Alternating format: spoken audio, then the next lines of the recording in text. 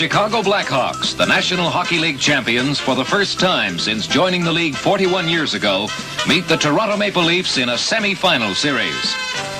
The Hawks are overwhelming favorites with a strong offense, led by Bobby Hull, who has just completed a 52-goal season, and Stan Mikita, the first player ever to win 3 major individual awards in 1 year. The Leafs, backed by the spectacular goaltending of Terry Sawchuk, a 37-year-old scarred veteran of 17 seasons, start to win games on Chicago ice, something they failed to do all year. Toronto, a team that suffered a 10-game losing streak during the regular season, are home to playoff perfection by coach Punch Imlach and King Clancy. The Hawks win 2 games in the series, but the Leafs' solid defensive play, relentless forechecking, and superb goaltending form a combination Chicago can't master. Toronto wins a berth in the finals, eliminating Chicago 4-2.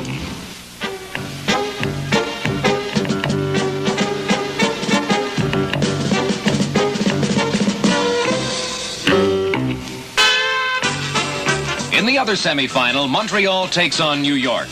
The Rangers, counting heavily on all-star goalie Eddie Giacomin, stun their fans by blowing a 4-1 lead in the first game with only 11 minutes to play. They lose the opener and never completely recover from the shock.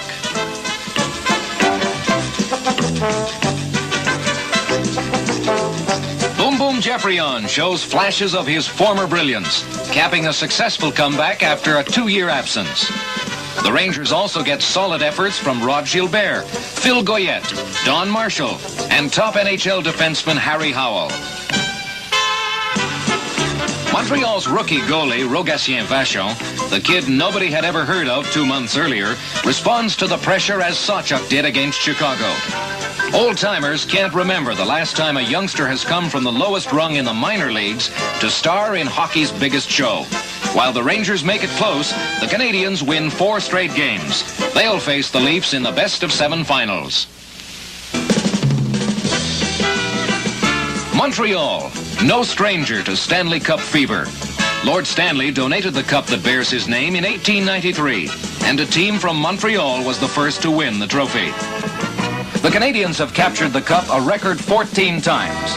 Another cup victory, coupled with the fantastic success of Expo 67, would give Montrealers everything they hoped for during Canada's centennial year.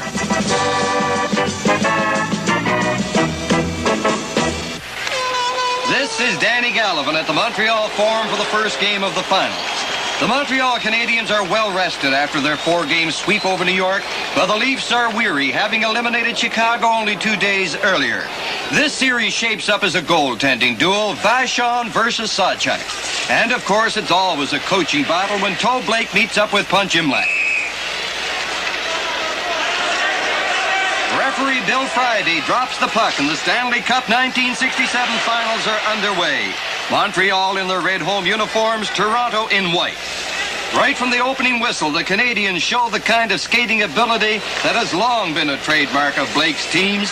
Jean Beliveau leads a 3-man rush, feeds a pass to Joe Tremblay, but Sawchuk makes the save.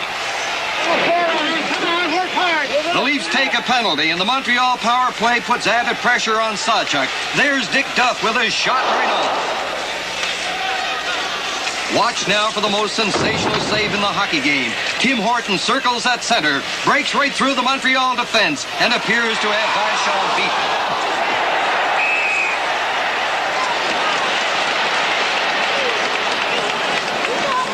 It's Beliveau again with Cournoyer and Duff.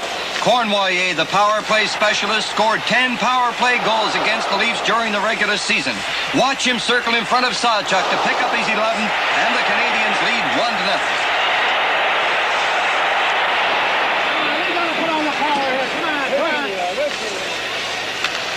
The Leafs come right back. Jim Pappen chases a loose puck in the corner. It's out to Larry Hillman, and the game is tied at 1-1. Incidentally, Hillman's goal comes only 15 seconds after the goal by Cournoyer. Henri Richard scores his first of the game, and now we're into the second period. Rousseau's shot is blocked. Richard goes after the rebound, but he's tied up by Marcel Pronovost.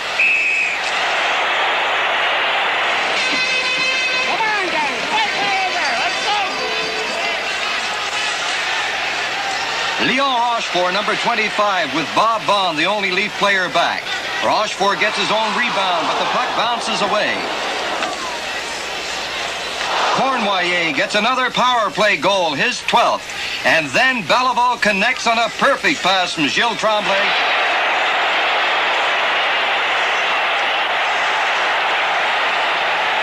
And it's 4-1 Montreal. Now the Leafs have the man advantage. And number 18, Jim Pappen, scores his 4th playoff goal after a fine return pass from Horton. But the Leafs are tiring, and they trail by 2 goals in the 3rd period. Claude Provo, number 14, displaying some of his patented penalty killing. But the big gun in the 3rd period is number 16, Henri Richard, who winds up the scoring with 2 more goals, his 2nd and 3rd of the hockey game. It marks the first time that Henri Richard has scored 3 goals in a playoff game. However, he's not the only Richard to do so. Brother Rocket accomplished the feat 7 times. With Montreal leading 5-2, Terry Sawchuk is replaced by Johnny Bower, who gives up the 6th and final Montreal goal. The Canadiens, solid favorites before the finals got underway, have now gone 15 games without a loss.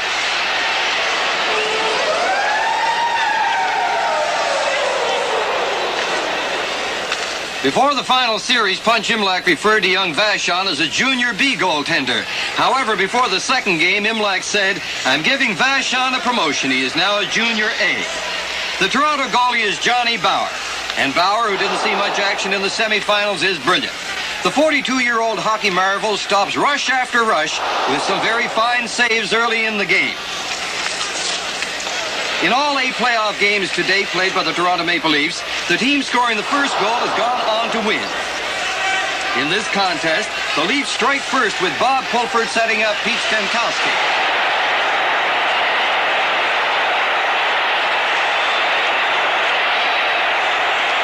Bower's artistry baffles Montreal. Rarely does a man over 40 possess reflexes like Bower, a man Imlach calls the most remarkable athlete in the world. In this game, the 4 Maple Leaf defensemen give him all the protection that the goalie can ask for. Hillman, Pronovo, Horton, and Stanley keep the Canadiens off stride, and the Leaf forwards are quick to come back and help out. Ron Ellis, a solid 2-way player, attacks for Toronto as the period ends. Come on, Frank, dig! Come on, dig! In the second period, Frank Mahovlich brings the puck into Montreal territory. They hold it in. And finally, Mike Walton is left uncovered. Walton's hard shot finds the corner of the net, and the Leafs lead 2-0.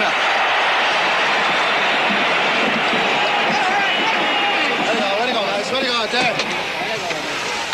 Beliveau, Ferguson, and Russo lead a Montreal rush. A penalty to the Leafs gives the Canadiens a man advantage, and they storm in on Bower. Horton and Stanley have trouble clearing the puck. Armstrong and Keon lend a hand, but the Leafs still can't relieve the pressure. Let's go. Come on. Come on, Johnny. Come on.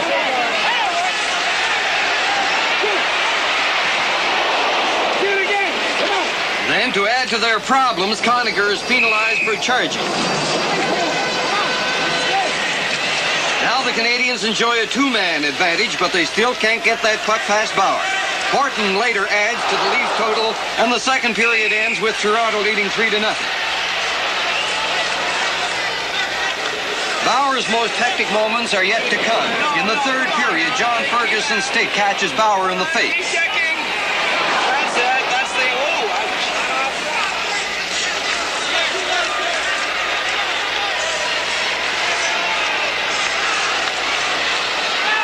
The injury to the durable Bower doesn't keep him from finishing the game. He stops a final Montreal surge by LaRose and Ferguson to record the only shutout of the playoffs.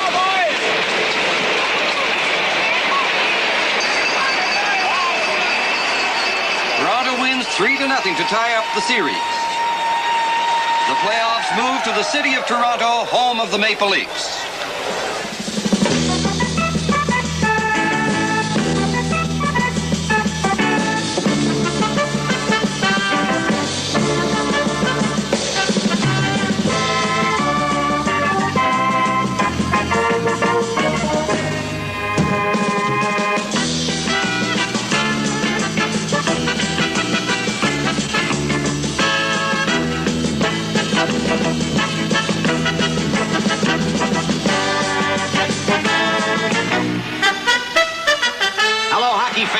coast to coast, this is Bill Hewitt.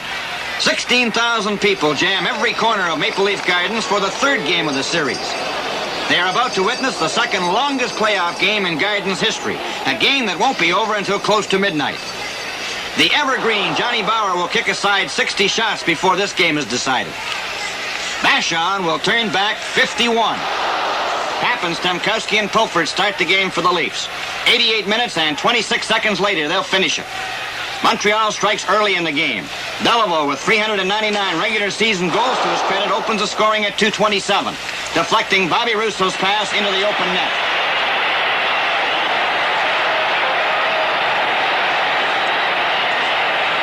Montreal keeps the pressure on, and Bauer has to be quick to stop Yvan Cournoyer and Dave Ballone. Come on, everybody, change it up. At 8:39 of the first period, the Leafs get a break. Larry Hillman slaps a rolling puck, and Stamkowski tips it in. It's a 1-1 tie. No further scoring in the period. Now in the second period, Armstrong and Keon move in with Mahavlich trailing. Mahavlich fights for the loose puck. His deflected shot is off the goalpost, but it stays out. Number 19, Terry Harper, covers up.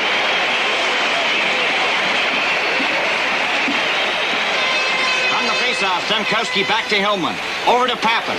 Pappen's return pass is intercepted by Provo. A race down the ice, but Hillman gets back fast and knocks Provo off stride.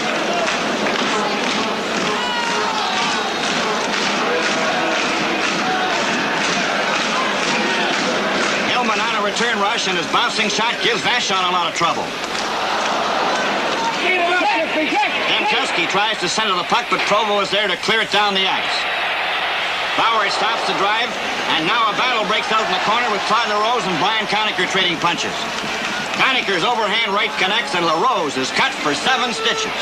Come on, in it. The Leafs play their best hockey in the second period, and their strong forechecking keeps the puck in the Montreal zone.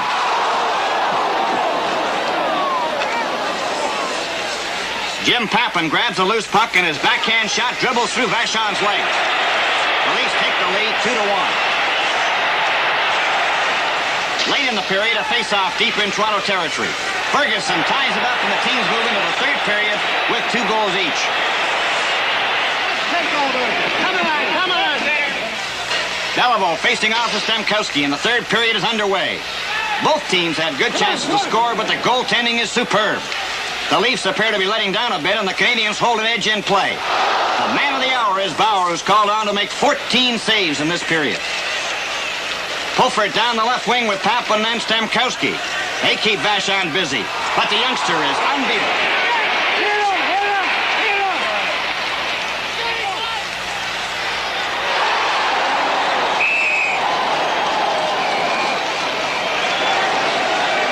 A glittering save by Bauer late in the period preserves the tie. Cournoyer breaks around Hillman, who stumbles, but Bauer slides out to rob Cournoyer. After the game, Cournoyer used to say, "I knew he was going to beat me, and there wasn't a thing I could do about it." The game moves into sudden death overtime, the first goal deciding the match. The first overtime period features end-to-end rushes and incredible saves by Bauer and Vachon. Vachon is at his best against the high-scoring line of Pulford, Pappen, and Stamkowski. Bauer stops Cournoyer twice and Beliveau once to keep the Leafs in the game. Keon, who missed a goal with 1 second to play in regulation time, gets a pass to Mahavlich. Smothers the puck. Around the 8-minute mark of the second overtime period, Toronto forces a face-off to the right of Vachon. Stanley keeps the puck in. Stamkowski's pass is off Harper's skate to Pappen. Over to Pulford, who scores. And Toronto wins 3-2. Leafs lead the series 2-1.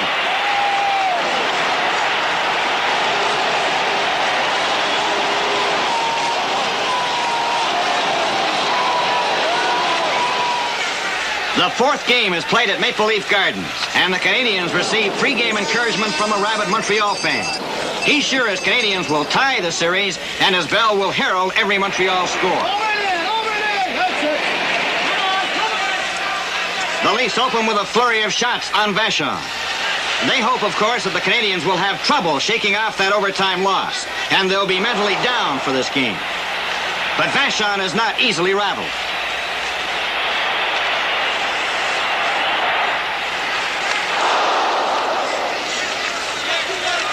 He makes a sparkling save off the stick of Mike Walton early in the game.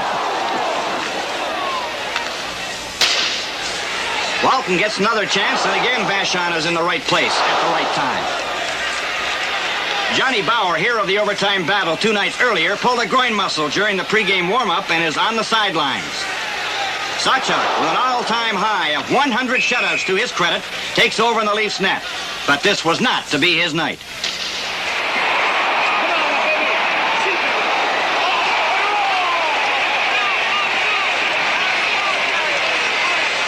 Backstrom, number 6, whips one high into the net, and it's 1-0 Montreal.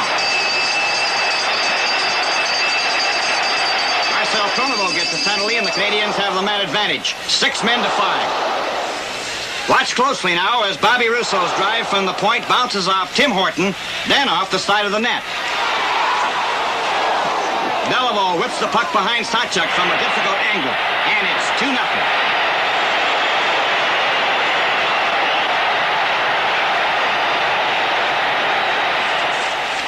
Fulford gets some verbal encouragement. He winds up in the net, but the puck stays out. That reaction is general throughout the Gardens.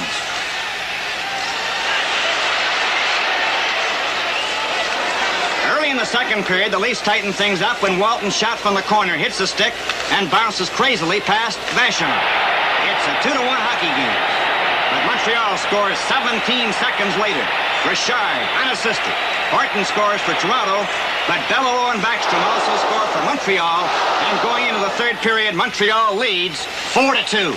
And in an effort to shake things up, Imlach sends out Eddie Shack. Seconds later, Shack and Ferguson collide with predictable results. Vachon protects a Montreal lead of 6-2 after Jim Roberts scored, making key saves on Stemkowski and Walton.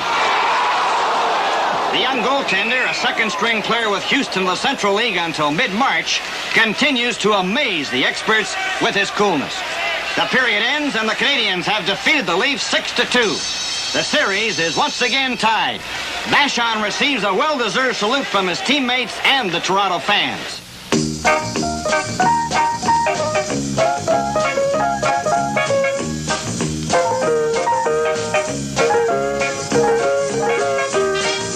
The teams move back to Montreal for the 5th game. Millions of fans throughout Canada and the United States watch the action as 3 major TV networks, English and French in Canada and CBS in the United States, beam a color telecast across North America. Both teams open up just as they finish game number 4 in Toronto.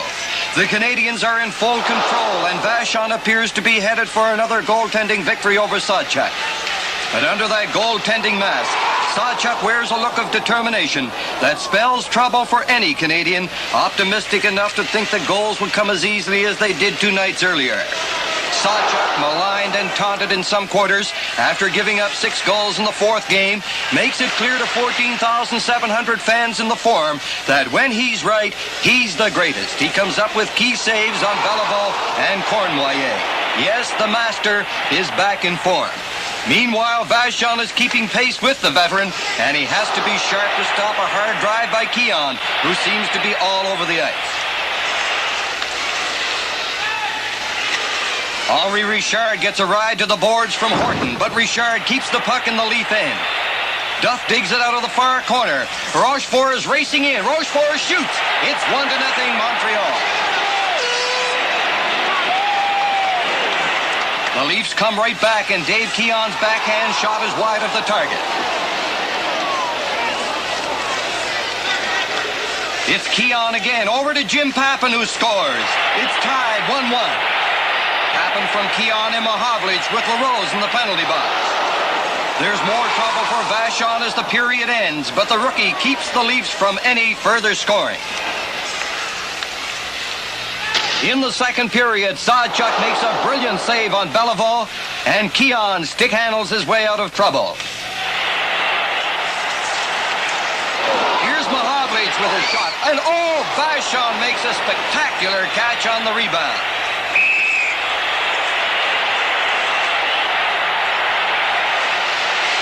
Kelly gets the puck to Hillman at the point. Vachon blocks the shot, but Brian Conniger wraps in the rebound, and the Leafs take a 2-1 lead. Now Montreal has the man advantage, but their hopes for a tie are squashed by Marcel Pronovo, who breaks up the power play and scores to make it 3-1 for Toronto.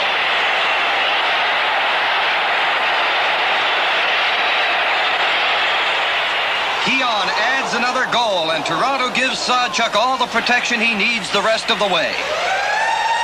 The Leafs win the game 4-1 and are 60 minutes away from the Stanley Cup. The teams are back in Toronto for game number 6. Gump Worsley, who hasn't played since he was injured in New York 7 weeks ago, replaces Vachon in goal for Montreal. The pressure is on Worsley to turn back the Leafs and force a 7th and deciding game in Montreal. Sawchuk is tested early by Jean Beliveau, but Sawchuk wants to cap a brilliant playoff performance with one more victory. Worsley is kept busy, too. The Big M, Frank Mahavlich, tears down his wrong wing and fires a high one that Worsley turns aside. The ex-New York Ranger goalkeeper is called upon to stop 36 shots during this game. Yvan Cournoyer moves up, but Stanley and Pulford force him to turn and feed Jacques Laperriere. Sawchuk save. Just one of 40 he'll make before the night is over. Mike Walton, rookie called up from Rochester in mid-season, hits the goalpost. And there's no scoring in the first period. Now it's early in the second period, and Stanley gives the puck to Red Kelly. Kelly shoots. Ron Ellis races in to put the rebound high in the net, and it's 1-0 Toronto. Kaplan and Pulford almost connect to give the Leafs a 2-0 lead, but Worsley moves out to stop Pulford, who in turn is bowled over by LaRose. Now it's Dick Duff's turn to give Sawchuk a bad moment. Duff gets 2 chances, and his second shot is off the goalpost.